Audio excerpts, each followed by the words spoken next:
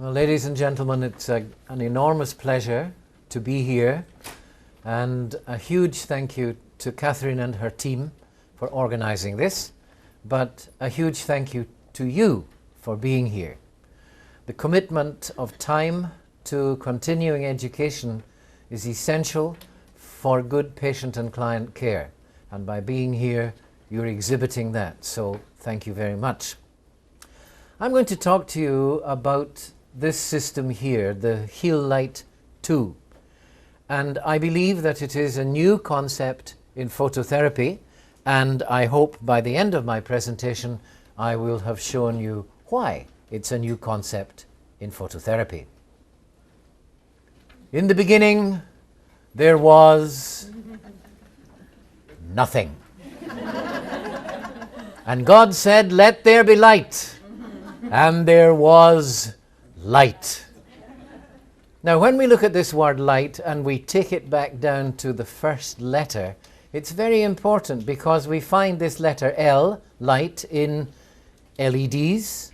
We find it in laser, which of course, as you know, stands for light amplification by stimulated emission of radiation. And we find it in IPL, intense pulsed light. So the thing that holds all of these systems together is this energy which we know as light. And because they all depend on light, they must all obey the laws which govern light. So I'm going to start by taking you through, very briefly, the physical properties of light.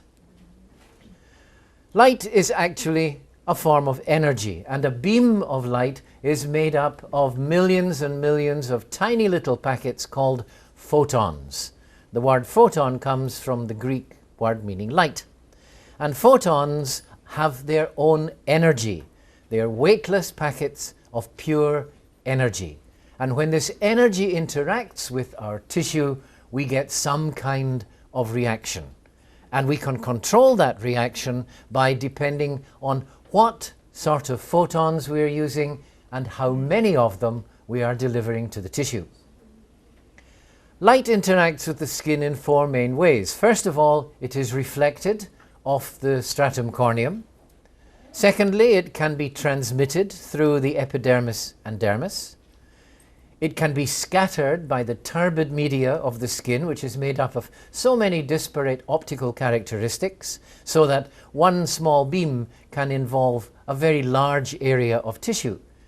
And finally, light can be absorbed in the tissue. And this is the most important of all because this is the direct energy exchange, when the energy from the photon is transferred to the tissue via cells. And the first law of photobiology makes clear why this is important, because without absorption you can have no reaction. And this involves two aspects. First of all, we have to match the light to the target, and secondly, we have to have enough light so that we reach the target. So if we consider this little model here with two targets in the dermis, the light is matched to the target, so we get a reaction. But when the light is not matched to the target, we get no reaction because it's not been absorbed. Now, if we take these same targets and place them deeper in the dermis and we use the same light, we find no reaction because there's not enough oomph to the light to get it down to the target. So if we add that intensity, we reach the target, there's absorption, and we get a reaction. And there's only one aspect of light that determines both target specificity, or chromophore, and also the depth to which the light will inherently penetrate into tissue. And you might think, aha, that's the output power. No. The most important factor is the wavelength or color of the light. And particularly in phototherapy, wavelength is of critical importance. This is the wide light spectrum, which involves a number of lasers, and we have ultraviolet going into visible and then going into near and mid-infrared. And wavelength is measured in nanometers, which is 1 billionth of a meter. We have a number of lasers, just to show you where they are on this spectrum. The excimer, which is used in ophthalmology, the argon, which was a real stalwart in dermatology and ophthalmology, the dye laser, which is still used, the ruby, the neodymium YAG, erbium YAG, and the good old carbon dioxide. And then we have IPL. IPL is not a laser, it's a polychromatic light source, and it can span from the near infrared into visible blue-green. And then we have the three wavelengths offered with the Healite: 415 nanometers, which is visible blue, 633 nanometers, which is visible red, and 830 nanometers, which is near infrared. And each of these wavelengths has a specific target or targets and can be used to do certain things. And as we go through the presentation, you'll learn what these things are. Light penetrates into our skin. In fact, light can penetrate through tissue. And I'm going to show you here a photospectrogram. Here we have wavelength across the bottom from 500, which is blue-green, and 1,000 nanometers, or 1,010 in the near infrared. And on the y-axis, we have the optical density of the tissue. And OD, the higher the OD, the poorer the penetration of the light. So this is a photospectrogram of light through a human hand in vivo, where the generator is placed above the hand and the receptor is placed below the hand. And this is what the curve looks like. You can see that for the shorter visible wavelengths, penetration is extremely poor because absorption is extremely high. You only move 43 nanometers, 43 billionths of a meter, and you find that penetration increases by 3.5 orders of magnitude. That means over 10,000 times better penetration. And the deepest penetrating wavelength is 830 in the near infrared, because it's not absorbed in blood, it's poorly absorbed in melanin, and it's right at the bottom of the water absorption curve. So these are important when you consider targets in tissue. Where is your target? What wavelength should you use to reach that target? And this tells you that if the target is in the dermis, any of the shorter wavelengths of blue, green, yellow will not penetrate deeply enough to affect any cells in the dermis, but they will affect cells in the epidermis. Red and infrared, on the other hand, can reach into the dermis and down into the subdermal layer. All right.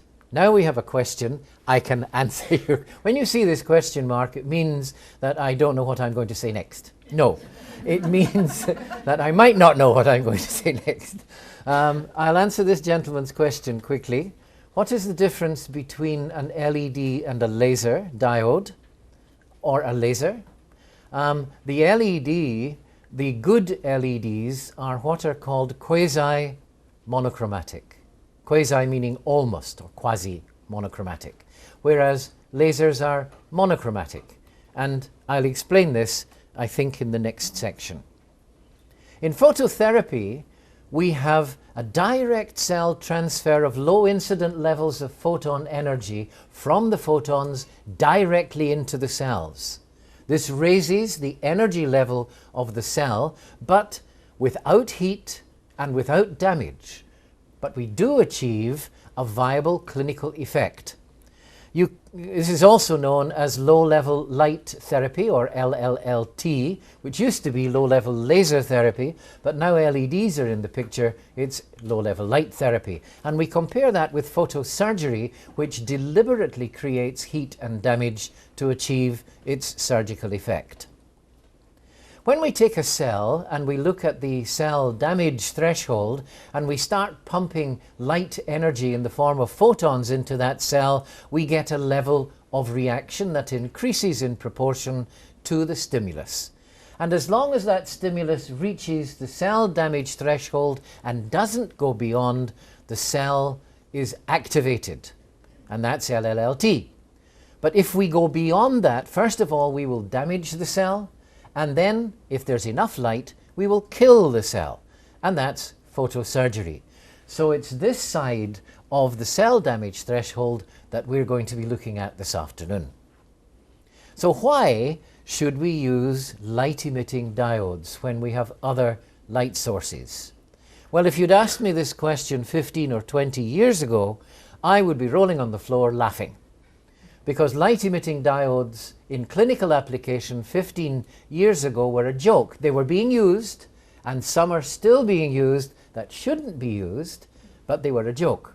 They still have an effect, but you might as well get the same effect standing in front of your Christmas tree, or indeed traffic signals. So the old LEDs had a huge angle of divergence, which means the photon intensity was extremely low. The output powers were very unstable, and on their plus side they were very cheap and cheerful. However, this all changed when we could get a red LED. We could not get a 633 nanometer red LED. And this changed in 1998 with Harry Whelan, Professor Harry Whelan and his colleagues working in NASA, National Aeronautic Space Administration Space Medical Laboratory. And they developed the NASA LED. And this burst onto the phototherapy scene as a new source, giving energy which was many orders of magnitude. In fact, it was more than 100,000 times more powerful than existing LEDs. The output power was stable and consistent, and the wavelength was quasi-monochromatic. This means that you have a rated wavelength with a few nanometers either side. So it is quite possible now to have a red LED at 633 nanometers, plus or minus a couple of nanometers. That's in the good quality LEDs. In the poor quality LEDs that you tend to find in the cheaper machines, you'll find it's 633 nanometers plus or minus 20 to 50 nanometers. So it's no longer 633 nanometers. You know, it's a mixture of red. What are the advantages of LEDs? Well, first of all, they're extremely efficient. They take very little energy to produce a lot of light. Secondly, they have no filaments or flash lamps. They are solid state diodes, and therefore there's minimum loss of energy through internal heat generation. They can be mounted in large planar arrays like you see across there, which means you can treat large areas of the body in one treatment in a hands-free manner. So they are very therapist non-intensive. You set it up, you start it off, and you can go away and leave your patient to do more important things like make the doctor coffee. And they are comparatively inexpensive. You can get a load of tiny little LEDs for the same cost as you would for one single laser diode. So they bring the cost of the system down for you, which means it's passed on to the patient. And rising healthcare costs are a major problem. So what is the most important target? Well, it is, of course, the skin. And I hope you all enjoyed your lunch. This gentleman here displaying his skin for us very kindly.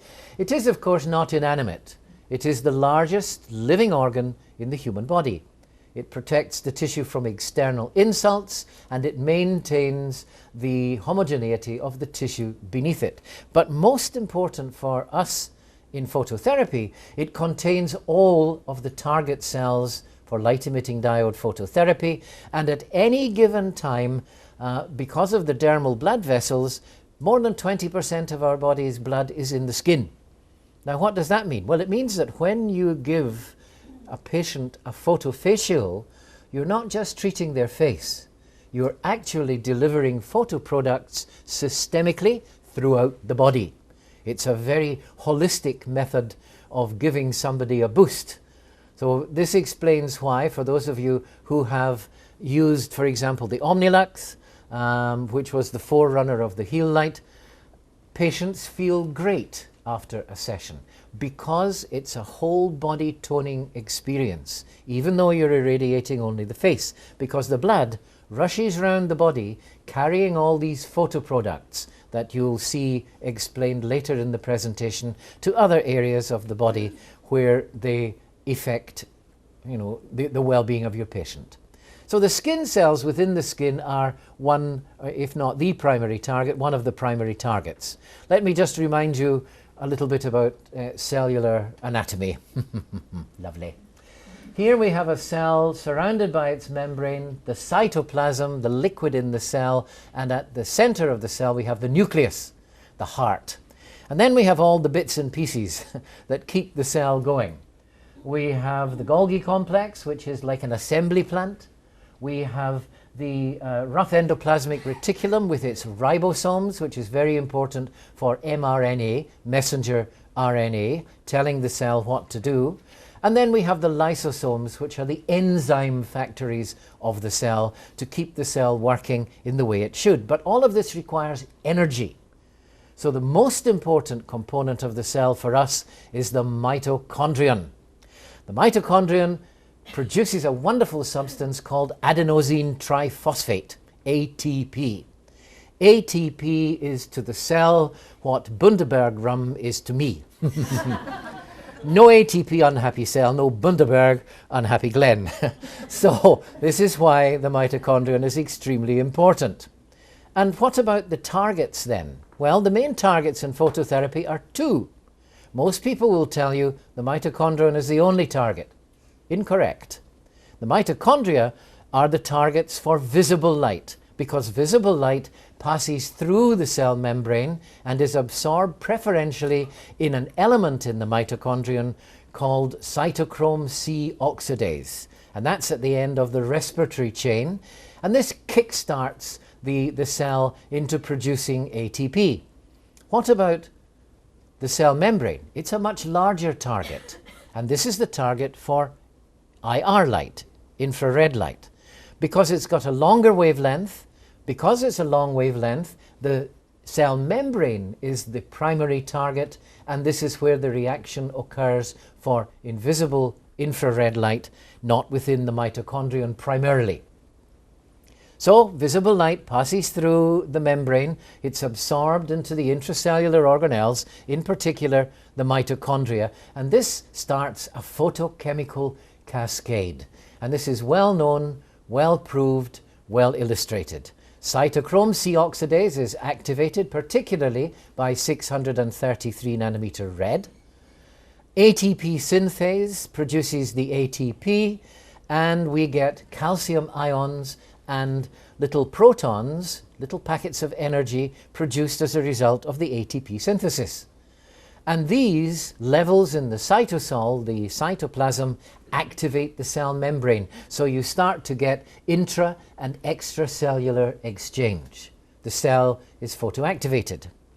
On the other hand, infrared light stops at the membrane, and it's a photophysical reaction. It literally shakes the molecules in the membrane so that the membrane gets activated first.